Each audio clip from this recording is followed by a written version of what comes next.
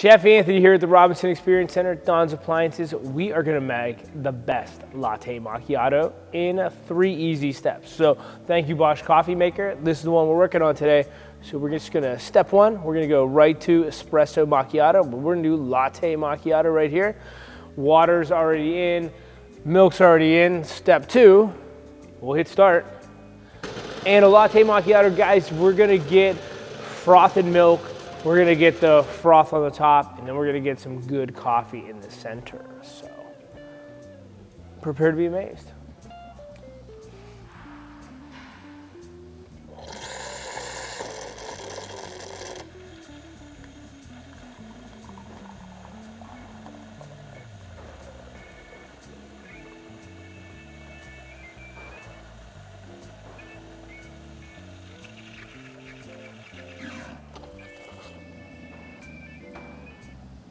Perfect frothed milk.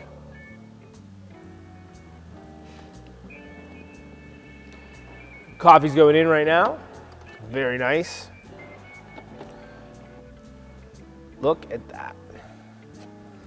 Nice layers, very creamy and frothy. One thing left to do for Chef. Fresh, delicious. Only way to start my morning.